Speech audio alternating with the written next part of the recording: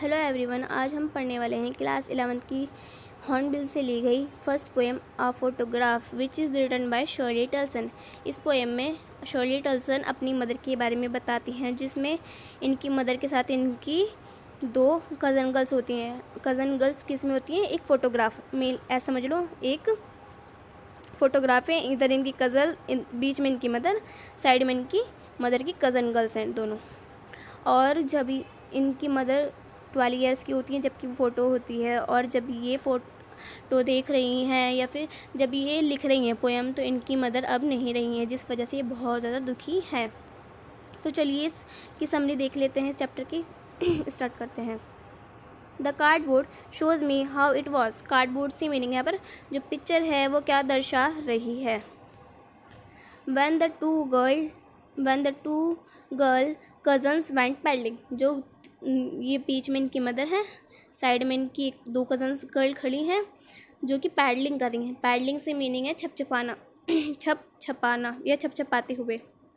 छपछपाते हुए कैसे? जब बीच पे हम जाते हैं, बीच है ये पूरी बीच है, यहाँ पर सी है, यहाँ पर पानी है, तो नंगी पैर जब आते हैं, जब पानी में हमारे पैर लगते हैं, छप छप के बाद आते हैं, हम चलते हैं, तो उसी को कहा है छपछपाना। पैडलिंग कर रहे हैं वो। Each one holding one of my mother's hand, इनकी बीच में मदर खड़ी हैं और दोनों कज़न गर्ल्स ने इनकी मदर का हाथ पकड़ा हुआ है। And she the big girl some 12 years or so, जो इनकी मदर हैं वो 12 साल की हैं, सबसे बड़ी हैं वो उनमें, ठीक है। At 3 stood still to smile through their hair at the uncle with the camera। यहाँ कहना चाह रहे हैं कि यहाँ पर कैमरामैन जो इनके अंकल है वो खड़े हैं यहाँ पर, यहाँ ये तीनों खड़ी हैं और ये अपने बालों से हंस रही हैं, ऐसा इसमें कहा गया है। इसका मीनिंग है यहाँ पर बीच में हवा चल रही है, उनके हेयर्स मूव कर रहे हैं, उड़ रहे हैं, और ये स्माइल करते हुए फ़ोटो खिंचा रहे हैं, जिससे कि ऐसे लग रहा है इनकी हेयर्स क्या कर रहे हैं, स्माइल कर रहे हैं, हंस रहे हैं, ठीक है। A sweet face my mother's, उनकी मदर का प्यारा सा चेहरा। That was before I was born, जब वो पैदा भी नहीं हुई थी, जब उनकी मदर का बहुत सुंदर सा चेहरा था। And the sea which appears to have changed less, जो सी है बहुत कम चेंज लग रही है। Watch their terribly transient feet, जो watch their terribly transient feet में यहाँ पर इन दोनों लाइन में कंपैरिजन है। कंपैरिजन कैसे?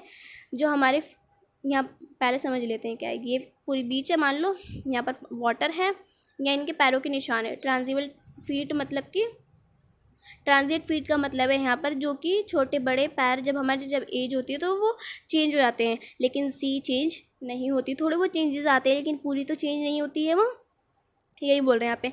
अब पानी का बहाव आया तो ये सब धुल गए, ये सब मिट गए, ऐसे, ठीक है। ये सब चीज़ चेंज हो गई। और हमारे पैर का साइज़ चेंज होता है, ये फिक्स तो नहीं होता, ये चेंज होता रहता है, यही यहाँ पर बोला गया है। और यहाँ एक पोएटिक डिवाइस है विच इज़ एलिट्रेशन। मैं बता देती हूँ कौन सी लाइन में एलिट्रेशन है यहाँ पे। टेरिबली ट्रांजिएंट, जब कोई दो स्टार्टिंग वर्ड एक साथ लिखे जाते हैं और वो सेम वर्ड लेटर से स्टार्ट होते हैं तो उन्हें कहते हैं एलिट्रेशन। उसमें कौन सी पोएटिक डिवाइस आती है? एलिट्रेशन। आगे देख लेते हैं। सम 20-30 ईयर्स लेटर, कम से कम 20-30 साल बाद। She had laughed at the snapshot, वो हंसती हैं जब। उस स्नैपशॉट से मीनिंग है यहाँ पे photo. See Betty and Dolly, इनकी मदर कह रही है बैटी और डॉली को देखो।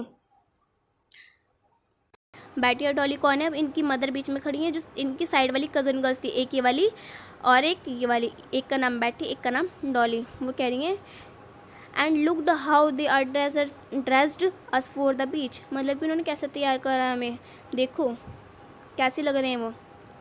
The sea holiday was her past, जो सी का हॉलीडे था वो उनका पास था, मतलब उनकी मदर का पास था। माइन इज़ हर लाफर, जो उनकी हंसी थी वो उनकी बेटे के लिए उनका पास था, ठीक है। बोथ राय, मतलब राय WRY से मतलब है यहाँ पे डिसअपॉइंटेड, मतलब कि बहुत ज़्यादा परेशान, अच्छा नहीं लगा उन्हें मेनली, ठीक है। With the लेबर्ड ease of loss, मतलब कि जो हम बहुत श्रम करके जिस चीज़ को नहीं खोना चाहते, लेबर्ड सा मीनिंग है यहाँ पे। ईज़ का मीनिंग है आसानी से खो जाती है, जो हम श्रम करके जिस चीज़ को हम संभाल के रखना चाहते हैं, नहीं खोना चाहते, मेहनत करते हैं उसके लिए ताकि ये चीज़ हमसे दूर ना जाए, लेकिन वो बहुत आसानी से, ईज़ से हमसे दूर चली जाती है, खो जाती है हमसे, लॉस कर देते हैं उसका। Now she has been dead nearly as many years. उनकी माँ को मरे हुए कितने साल हो गए हैं? एज दैट गर्ल लिव्ड, जितनी साल उस लड़की को जीते हुए हैं। 12 ईयर्स ओल्ड, ठीक है। इसमें जो लड़की कौन जी रही है 12 ईयर्स ओल्ड, और हमें कोई एज नहीं बताई है, ठीक है। And of this circumstance there is nothing to say at all. Circumstance से मीनिंग है या स्थिति, या ऐसी स्थिति है कि कुछ नहीं कह सकते, अब कुछ कहने को ही नहीं है, बहुत ज़्यादा शांति आ गई है। इट्स साइलेंसेस, बहुत ज़्यादा शांति है, अब कुछ नहीं कह सकते, बिल्कुल खामोशी छा गई है एवरीवेयर, ठीक है। मतलब उनके आसपास, उनके एवरीवेयर खामोशी छा गई है। यहाँ पर एक और पोइटिक डिवाइस है।